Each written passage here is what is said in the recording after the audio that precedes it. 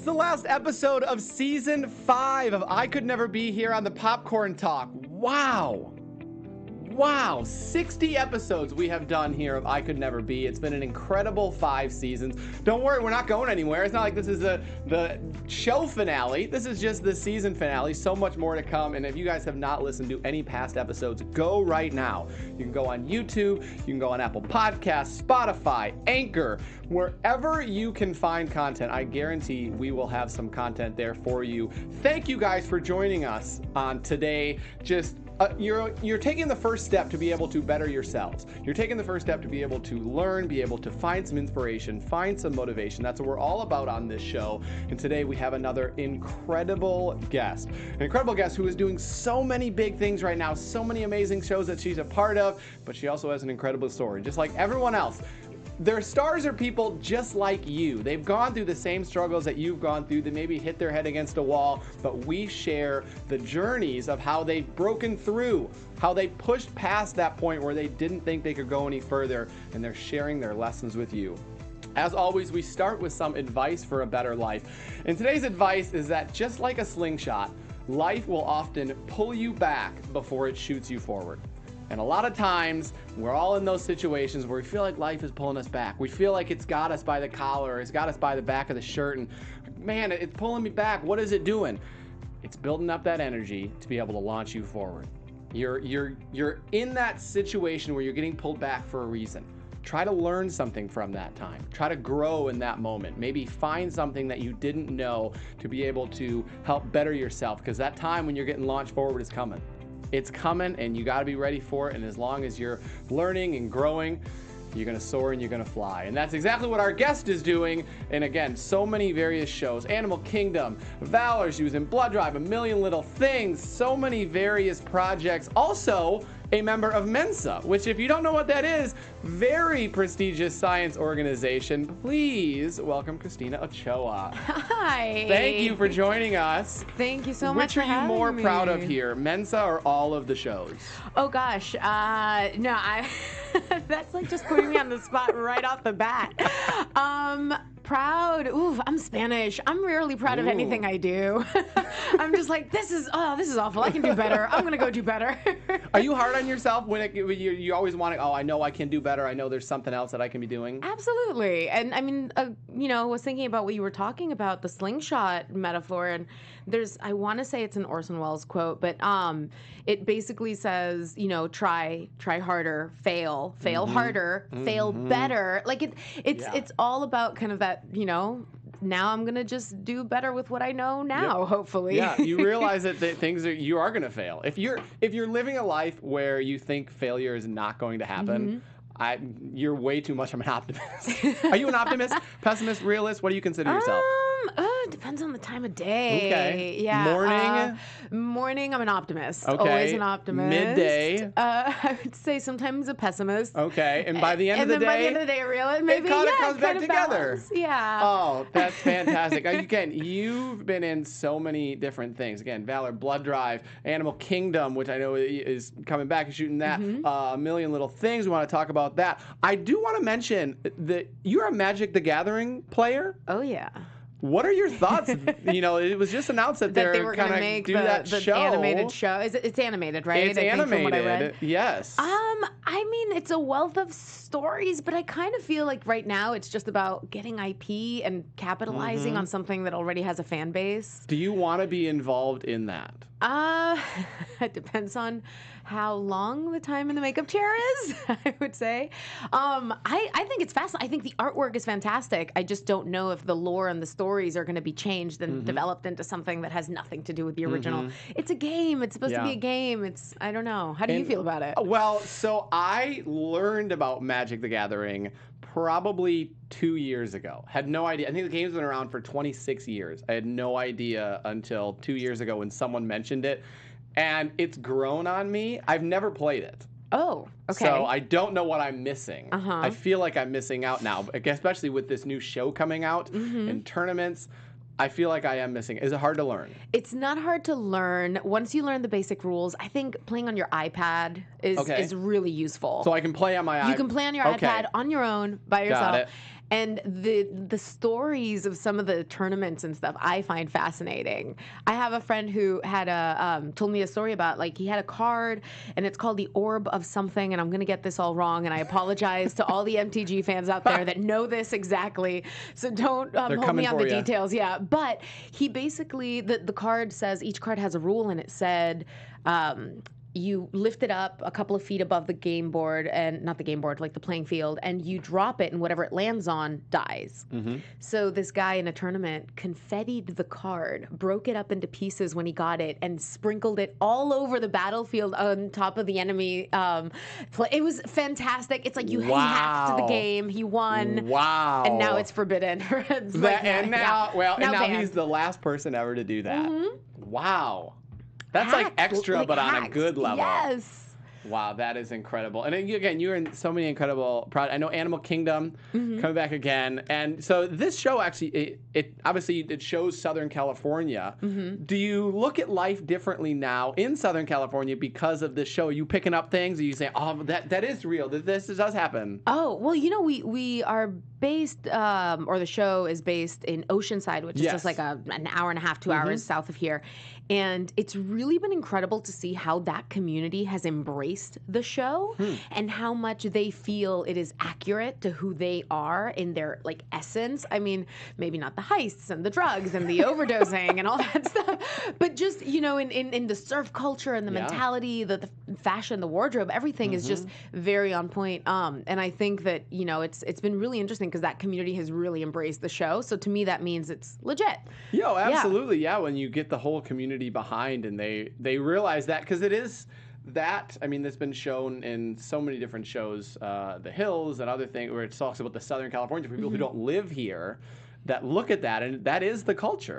But that's kind of like the glamorized version. Very much so. Which you can also find in LA, of course. It's very real, but it's the glamorized version of it. Somebody told me LA and California in general, it's not so much a melting pot, it's more of a tossed salad. Ooh. So you can find everything, but it's in like these little pockets, and they're not as connected as maybe in New York, or they're not as melting, Yeah. No, I definitely like that. Before we get into a million other things, I want to shout you out on Instagram and Twitter at Christina_Ochoa, Instagram at Ochoa Christina, and certainly we're so grateful every single week to be here on the Popcorn Talk Network. They have so many shows there. Go check them out on social media at the Popcorn Talk on Instagram and on Twitter, and you can find me at the Only MC on Instagram and on Twitter, and again, everywhere that content is found: YouTube, Apple, iTunes Podcast, Spotify, Anchor, and it's free. So all that we ask is that you guys go comment, go hit that like button. I think it takes half a second. That stuff really helps in boosting us up the rankings and being able to help get this content out to more and more people. So I want to talk about a million little things, because the secret is in out of whether you're coming back and what your character will be doing next season. What can you tell us? Because I think you said back in February, it's a pretty safe bet to say that Ashley is not completely out of the picture. Has that changed since February? What can you tell the fans? It's so hard. I can tell the fans that...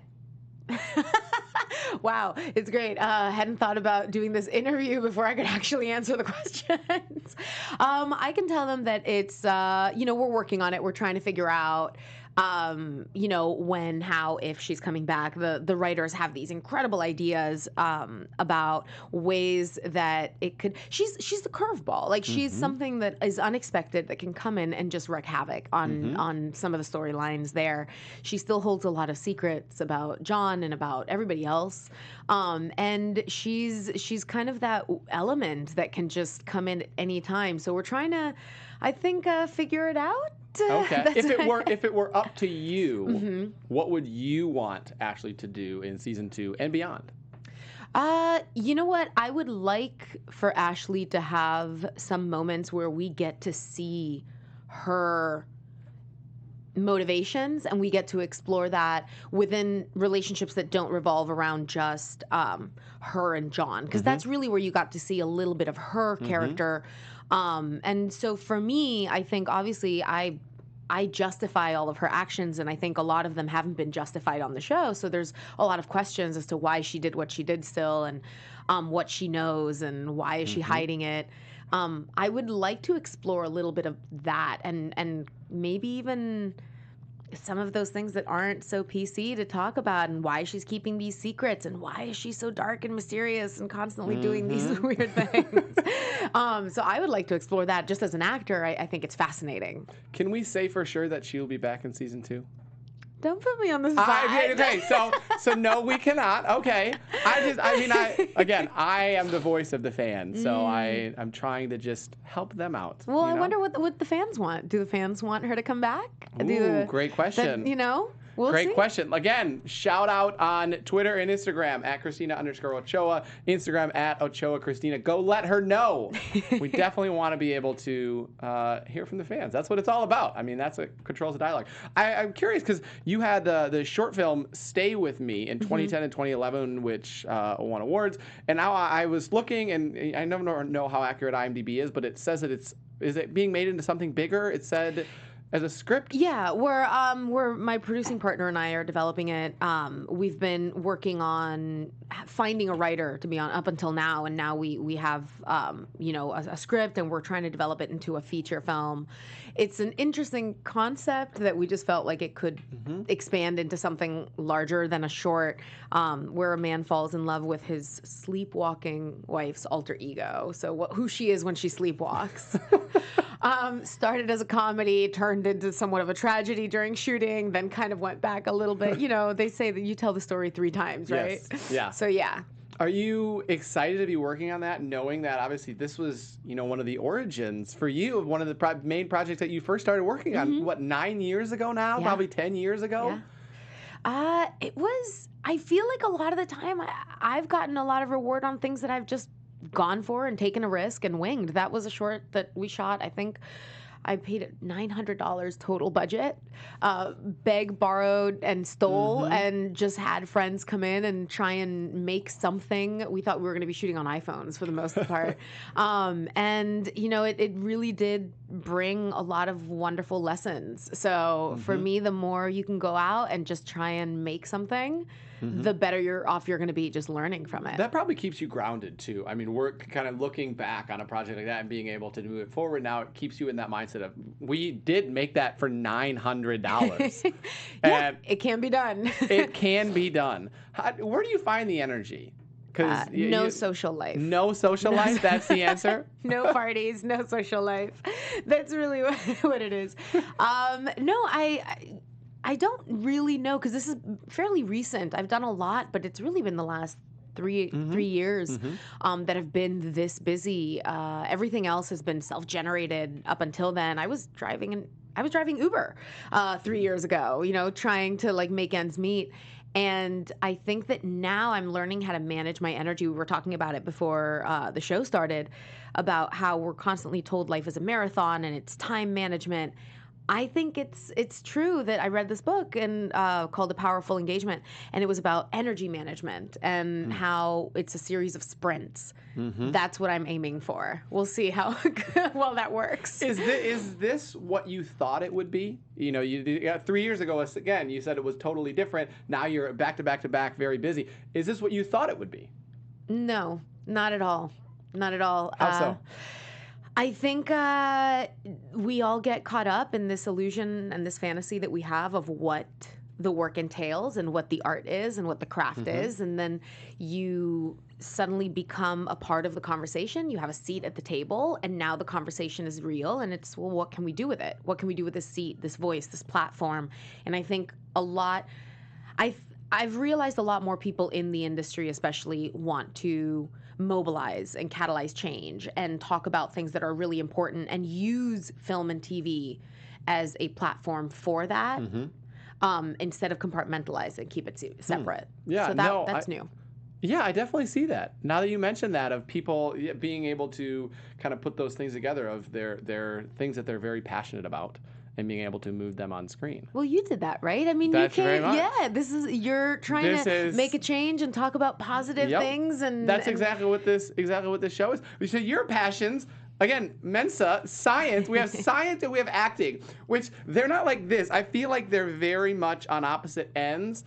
Tell me about where the passion for science came from. Was this like a volcano that you made from paper mache at 4 years old? Pretty much. No, my family, was very encouraging of me to go pursue whatever I wanted. I loved the ocean. I loved sharks. I loved the water. I loved science. I wanted to follow in my great uncle's footsteps and become a scientist. And one of those, kind of channels was just go scuba diving and get in the water and try and figure it out, right? And I just fell in love with it.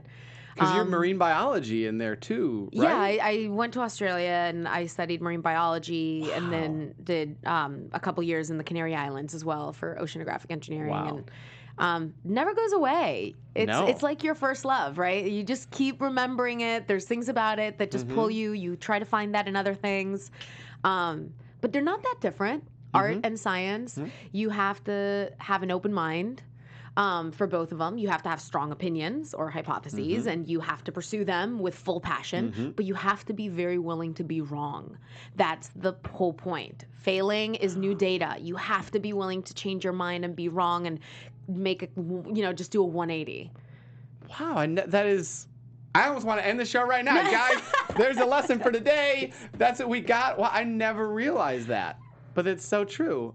So what has there been something that you've been wrong about with science of something you thought? Yeah, take your pick.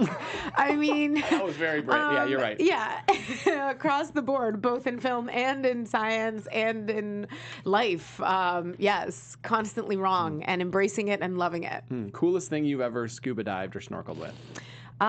Coolest. I mean, sharks are very close to me. I think I post about them a lot and things like that. I think one of my favorite dives was, I'm not a cold water person at all. I don't like the cold. But we were in a lake and we were under the ice and we played a soccer match. We were in dry suits. We went inverted under the ice. And one of my friends put knives on the ice as goalposts. They put a ball underneath and we took off our fins and we started playing soccer inverted under the ice. I think that was the coolest thing. I'll never be able to do it again. Where was this? Time. This is like up north, like in north Canada? of Spain. No, in Spain. This is in, okay. Yeah, like a frozen lake, and it was during the winter, and it was like one of those things that you just do, and it's like, oh God. Wow. Yeah. That's incredible. That's never gonna happen again. Yeah, it was still probably right cold. Still probably very cold, but it's I think Iceland has one of those like really deep ravines that you can go in that's super clear, but it's freezing cold. Yeah. Yeah, my brother did it. Whale shark? You ever swam with a whale shark? Yes. Where? Where was your whale shark? Madagascar. Oh. Yeah, and they were incredible. They're majestic and they're so elegant. And do you scuba dive? I scuba dive. I'm more of a just free dive, but I've done scuba diving. I did scuba diving 3 months ago in Costa Rica and got up with a whale shark. And that's. There's just silence. For those of you who can't see, he's just like shaking his arms. And, 20% of the people on the boat that we were on knew what a rarity of a whale shark, and 80% of the people were looking at all of us freaking out, thinking, "What is going on?" Oh my God, I love it. It's incredible, and yeah, they grow up to. If you guys don't know whale sharks, Google them. A, B, they are up to 40 feet long. They are so majestic, and they're not dangerous. They will not eat you. They eat plankton and kelp and all that. And it's just krill. And they actually have some in a couple of aquariums. They've managed to get a few. Atlanta has one, the Georgia Aquarium. There's a couple in Japan as well. And I mean, it's very rare that you get to see them that close up, but when you do get the chance to do it, and if you haven't, try and go do it. It's just, they are so much more massive than you would think. There's a picture for anyone watching. If you're on iTunes, you can go to Google or you can switch over to iTunes. You can see the size of the person next to that large whale shark. Yeah. It's incredible.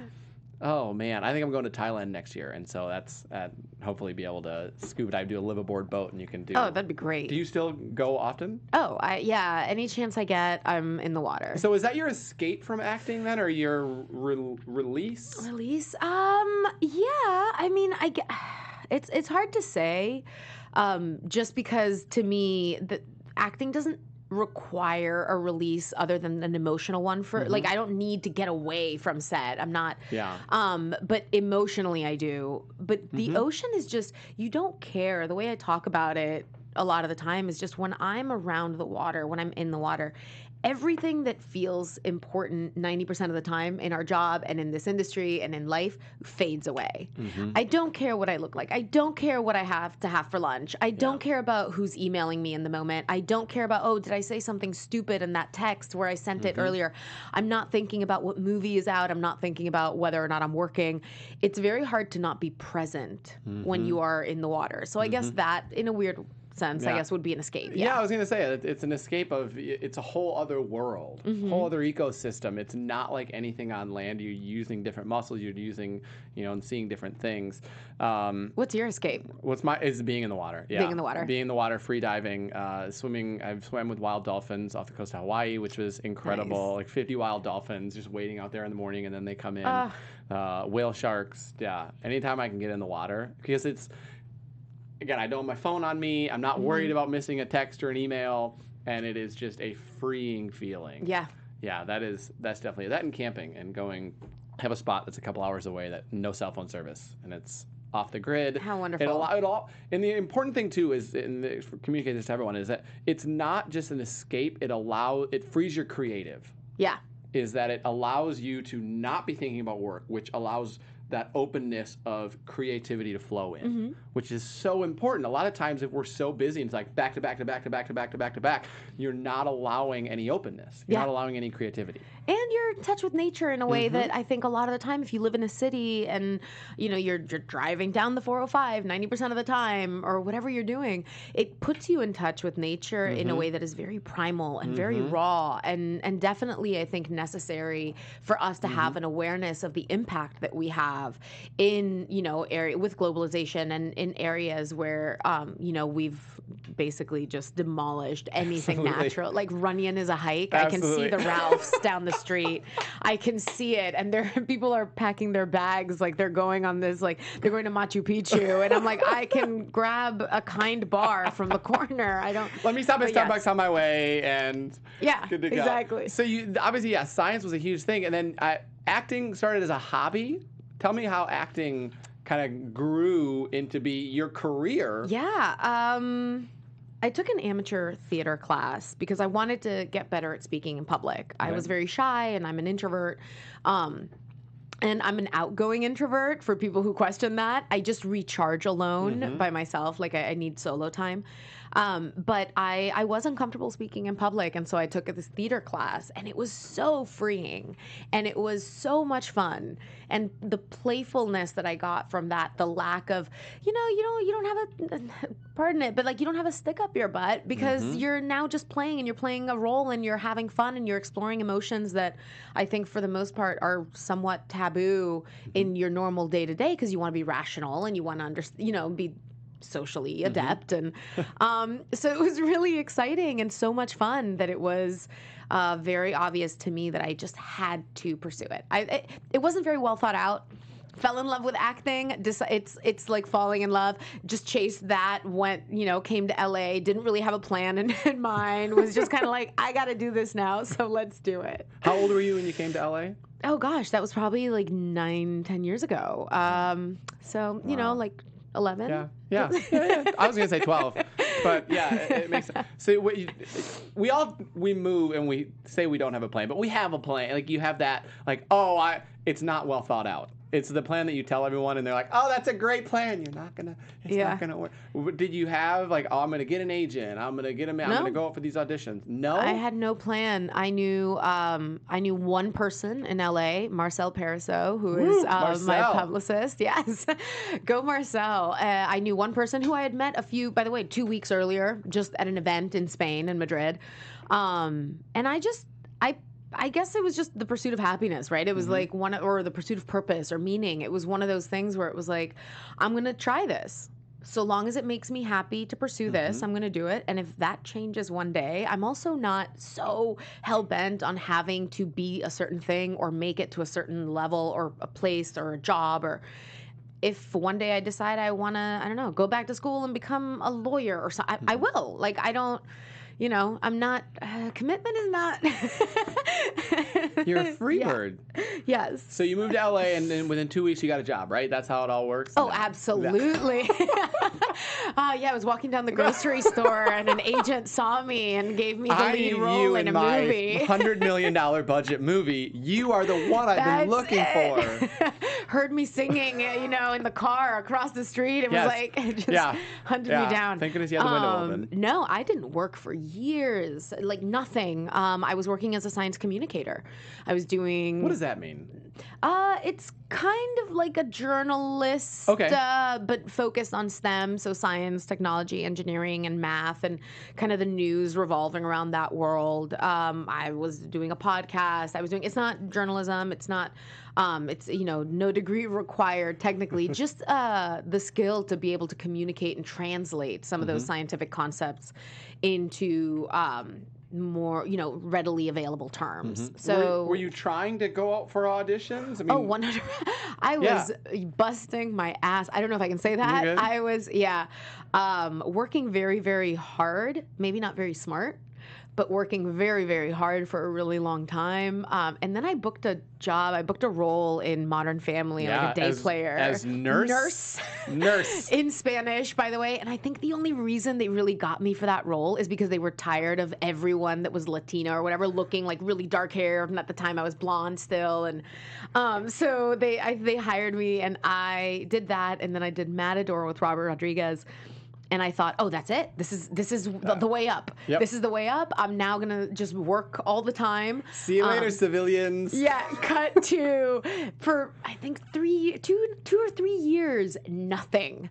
When I say nothing, I mean not even like a day part or anything at all. Auditions were just constantly saying, nope, she's not right for it. Audition every week. Oh, yeah.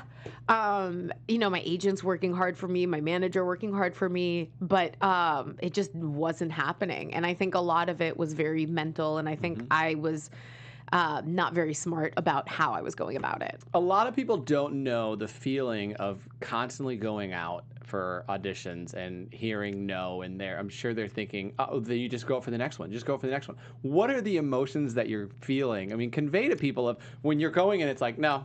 Going, no. What was going through your mind? I was fairly lucky that I could compartmentalize and not take it personally. But I am very inquisitive, and so I just had a lot of questions. Because for me, it was about like, well, what's the feedback? What can I do for the next one? What can I? And most of the time, it's just like, thankfully, they give you so much information that if they spend an hour with you after they say no in 2 seconds, normally the feedback is just she wasn't right for it, or that's it. That was it. And because if they don't like you or they don't think you're good enough, they're just not going to see you again. So that's the feedback. At that point, you bombed. But most of the time, they'll bring you back in, and they keep bringing you back in. And then you're like, well, what is this, a numbers game, or is this? And I wasn't getting a lot of information. And so I was very inquisitive, and I would just call my agents and be like, well, but why not? Should I be taking comedy classes? Am I not being funny? Am I like walking in and I'm not? One of the things was definitely, I think I wasn't working as hard to look the part when I was going in at the time, which I think was something that did change it a little bit for me, was kind of just putting in the extra effort. I was just showing up in heads and, like a T-shirt and going like, well, my acting skills will shine through. And then, it's you forget about the layers of tape. The casting directors are usually really imaginative, and they can see through all of that. They just see the acting. But a lot of the time, they have to send that tape, and then there's another 75 people that have to approve it. Not all of those are going to be as adept at looking at this and seeing kind of like a work in progress. Oh, we can see the future. So that was really difficult, I think. Learning that I was the one who had to be all in was difficult too. We can control 2% in this industry, 2% of our career trajectory. If you're not adamant on focusing and controlling that 2%, and you're not willing to sacrifice everything for that 2%, it's very difficult. So I had to let go of what everyone has to let go of: toxic relationships, weird living situations, day jobs that were just taking away too much of your energy, things like that. So does that mean that because I look at this and people say, oh, well, you always have a fallback plan in science. But was the fallback plan keeping you, do you think, from putting it all in on acting because, okay, I have all this? I think my fallback plans were never career driven. They were more, I think, on personal levels, protecting that. And it sounds esoteric a lot of the time, but like protecting your energy, not going out to coffee with 25 people if you're going to be drained at the end of the day and you're not. Things like I would have to say to friends of mine, sorry, I can't go pick you up at LAX even though you're coming to visit me from Spain because I have an audition tomorrow and I have to work on this material. Like, this has to be number one. That was really hard for me. I carry a lot of Catholic guilt from Spain, like from my upbringing, I think. So I'm easily guilted. But in this case, I had to make that decision to do that. Were they open? Were they understanding? Surprisingly enough, all the people that love you, they don't care. They don't care. I was about to curse. They support it. Yeah. And that's the sign of true people in your life. Yeah. People who they see that this is what she's doing. They see the hustle. The closest thing I can think of, do you have kids? I do not. Is when people talk about their kids, there's no question. If someone's like, oh, I have to take care of my baby tonight, I can't go out, or the babysitter, fell through, or I have to take him or help him with his homework. Nobody questions it. But when you say like, oh, I can't see you and spend time with you because I have to watch 3 movies for research, then it gets a little bit trickier to hold those boundaries. But it has to be that level, I think, of commitment, the same as when you have a child and you're like, this is my number one. You have to prioritize things. And I was teaching a producer class to other hosts a couple days ago. And I said, when you go into any environment where you're hosting in the show is the number one priority. Then there's like a 2 or 3 or 4 gap, and then there's getting a drink, going to the bathroom, and having a conversation with Becky. You can do that whenever. If you're really wanting something, it is a priority, and it's the number one, and there's a huge gap between the next things. So true. And also, because there are so many people willing to do that. Yes. Right behind you. Absolutely. And I also think we're very privileged and this is a luxury career. Let's face it. No one's like, oh, I have to feed my 5 children and I don't have enough to pay the rent. Oh, I guess I'm going to have to go and, become a movie star or a rock star or a TV actor or like that, or a producer. That's not the case. This is a luxury career that you go into when you are afforded the ability to pursue your dreams. And I think that we have to honor that in a lot of ways. And if you're not willing to give it 100% and really pave the way and help others and be in a position where you can help others, then move out of the way and go do whatever's more important, because there are 35, 100 people behind me, women that are trying to do this, that are willing to sacrifice anything and everything in order to get these roles and these jobs and pursue their art. Was there ever a time in that 3 years, from when you had the Modern Family and the Richard Rodriguez one? You mean the unemployed starving artist phase? Yeah. Was there ever a point in there where, man, this is not working out? Something else? No.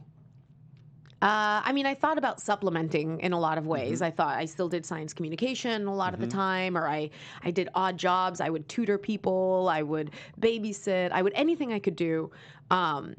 But I never thought about it because to me it was all about that pursuit of whatever makes you happy. No one is going to be happy or miserable for you.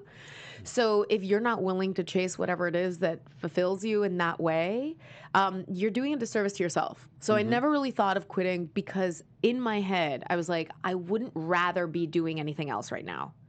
The day that changes, the day I decide, you know what, now I want to learn a new skill and I want to be something else, then maybe that will shift and I'll pursue that. But there's nothing I could see myself doing right now other than pursuing this wholeheartedly. All right, so let's talk Uber. Oh, Uber. Yeah. Hey, it didn't last. I have to admit. Former Uber driver. There you go. When I moved to LA, High again, five. I came off being a TV news reporter and anchor, had to do something. And LA's expensive. LA's expensive. Yeah. So how... And everyone's in their car. Did you have to, like, convince yourself, like, I'm only going to do this for this amount of time? Or, like, what drove you... Oof. Pun intended. Ba-dum-bum. Yeah. What... I mean, was it, hey, this is something that I can do anytime? I thought, why not? Mm-hmm. It felt like at the time it was also right when everybody started doing it. Yes. We weren't, I guess I wasn't smart enough to know that I could do Lyft and Uber at the same time. And then you could do this other, like, I didn't know that much. I just knew I had a car and I loved listening to podcasts, and I could run my lines in the car a lot of the time and between auditions and stuff like that. And I had big lulls in my day. So I thought, let me capitalize on that and try to make some money. At the time, my boyfriend was very adamant that I not do it. It lasted a week. I did it for about a week because I realized it's very difficult to make money driving Uber unless you're willing to do it at peak hours, which tend to revolve around the times when everyone is drunk and partying, which I was not very comfortable with. A guy tried not to, like, wanted to stay in my car after the drive was done. And I was like, oh, that's it. Sí, se acabó. Ya me voy. I'm done. Like, that's done. This isn't happening anymore. But yeah, so I was not making a lot of money, and I was spending so much time in the car.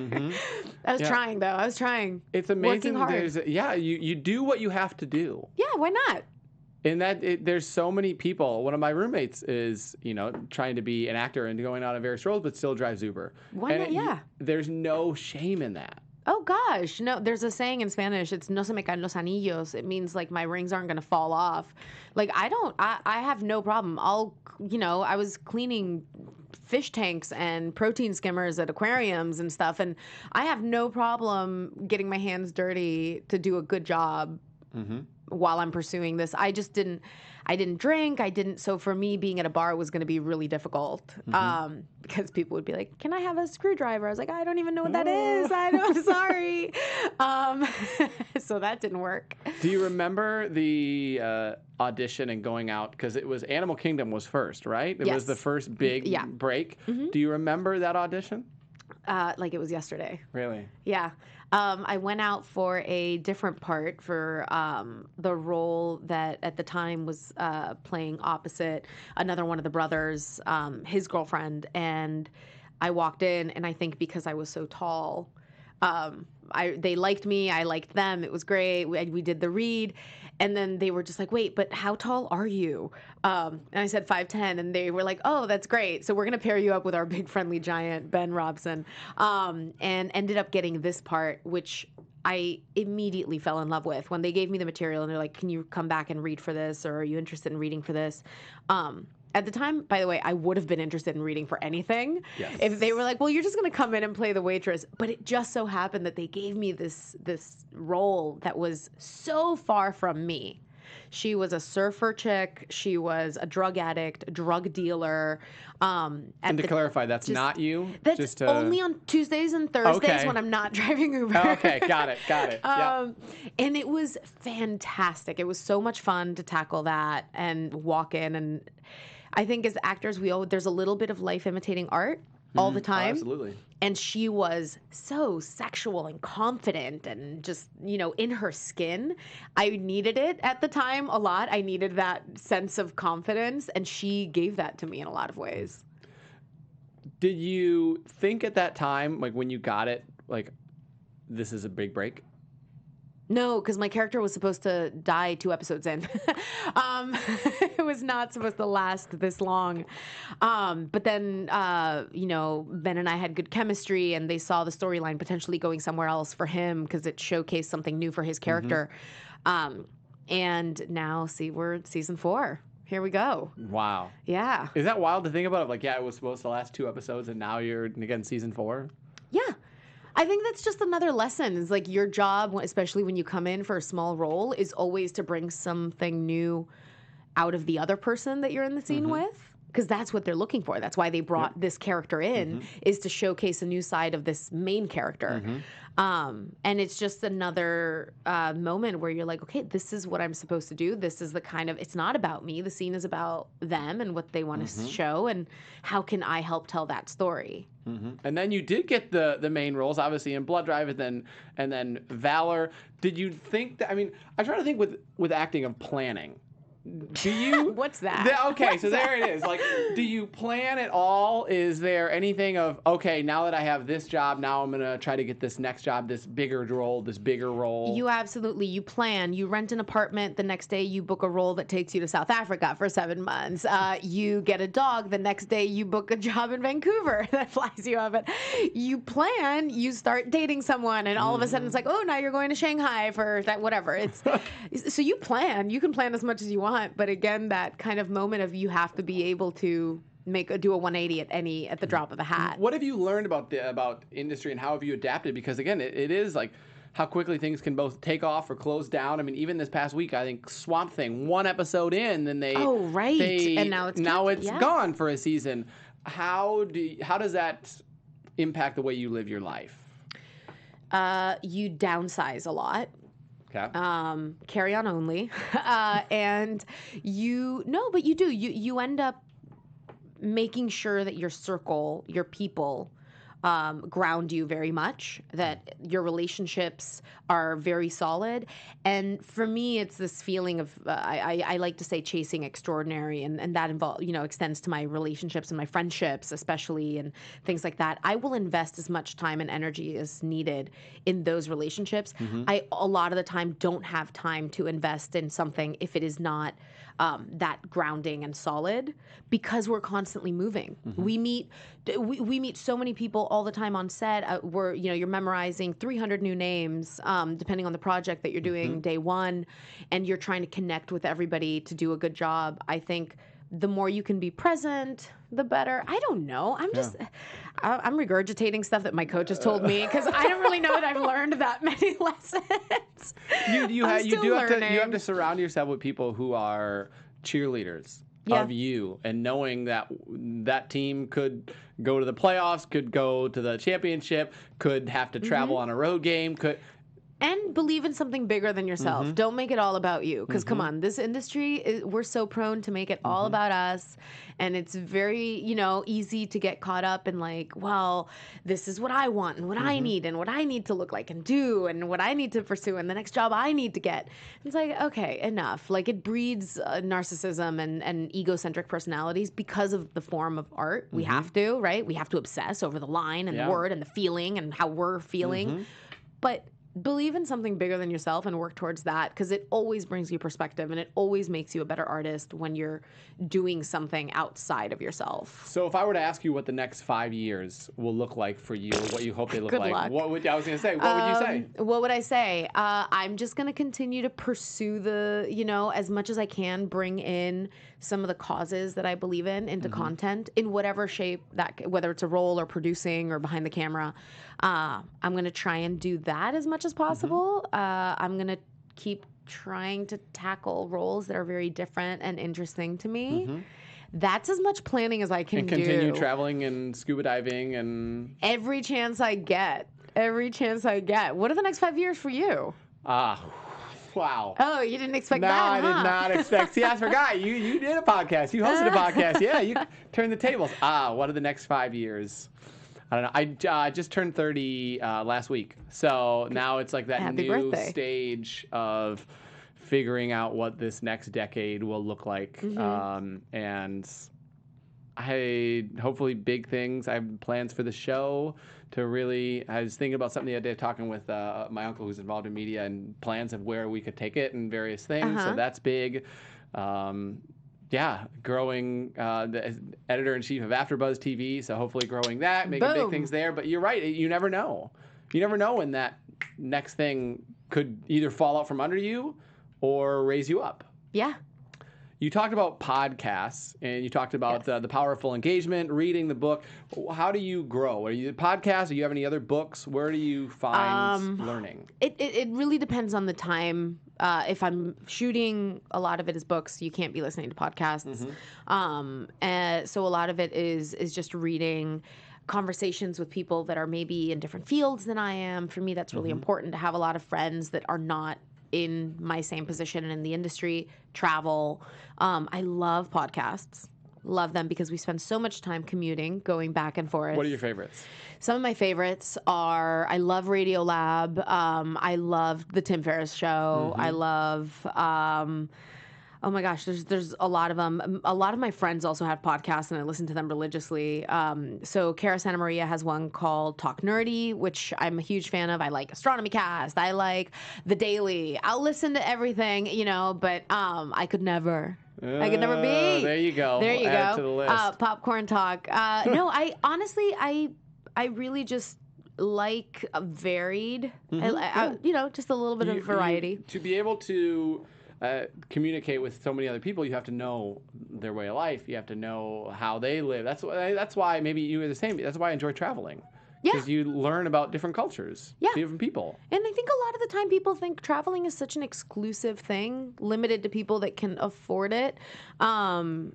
There's luxuries that come with being able to financially invest in travel, but I was traveling probably more so when I was driving Ubers and had no job and was, a starving artist, quote unquote. I was probably traveling a lot more then. Like, you can pick up a backpack. There are so many outlets to go and travel. There's websites and platforms now that let you couch surf and do all sorts of things if you want to go and be immersed in a new culture. So I would encourage everyone, regardless of the means, to go and travel solo too. Ooh, yeah. That's very, very true. And even you don't need to travel to, way outside the country. Go to the town 50 miles away that you've never been to and just walk Main Street and start up a conversation with someone. Yeah. It can be that easy. I see your tattoo. What's the tattoo? One? Oh, this one. Okay. These are two manta rays. One for my brother and one for my sister, and I got them in Australia when I was studying over there. Oh, yeah. That's Australia. Great place to go. I wanted to go there. Are there days when you don't want to act or write or be in the industry?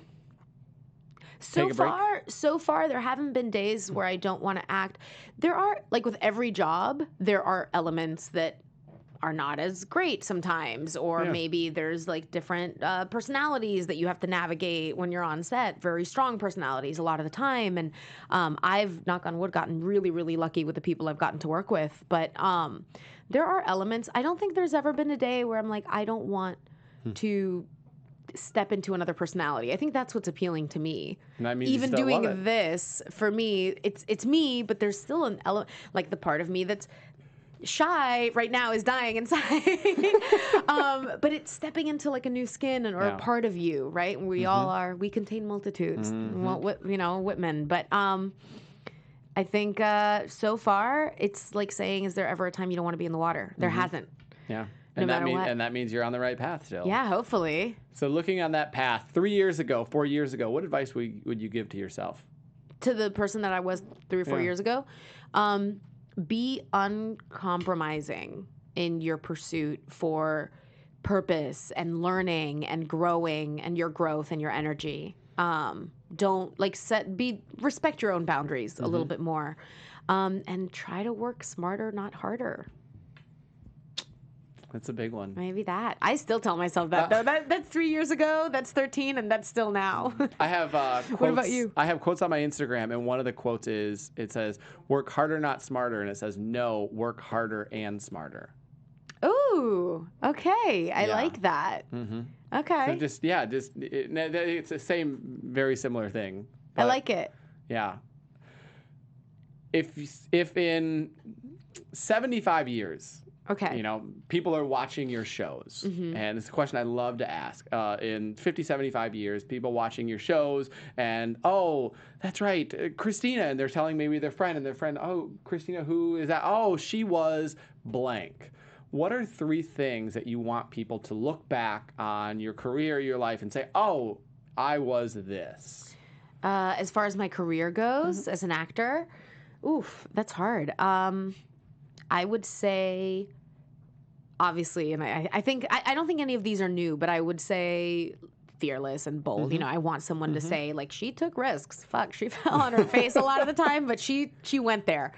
I would like to think that people say she was unpredictable.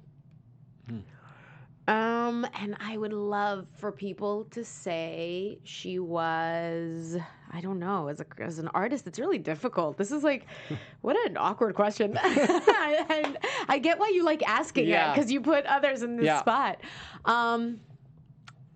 Indomitable. I like that.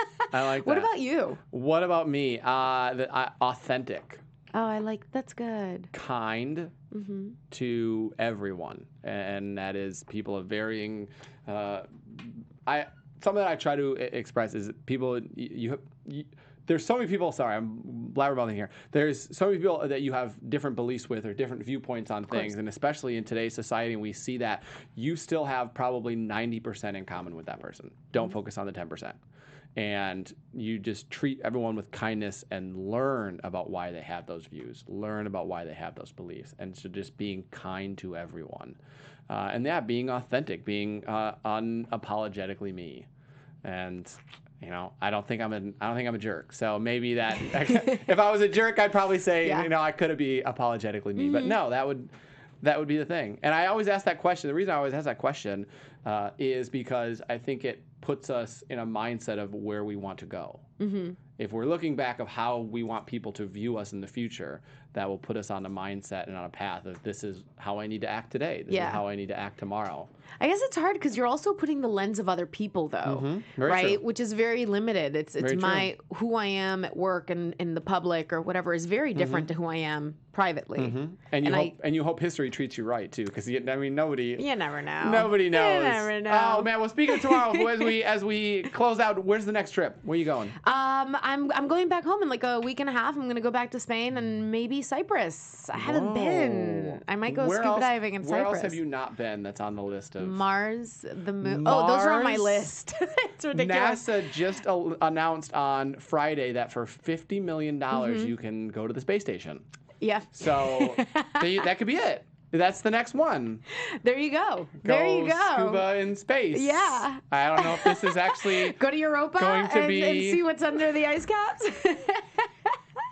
It's on the list. Well, thank you so much. Thank you so much. Thank you for having me. This has been such an enjoyable conversation. It's so good just to be able to have authentic people like yourself in studio and be able to share their stories. And I appreciate you being open and authentic and sharing the struggles, sharing the high points, the low points, everything. Thank you for making it so easy and fun. I appreciate that. Thank you very much. And thank you guys for joining us for another episode and another season of I Could Never Be here on the Popcorn Talk. Again, 60 episodes, 5 seasons.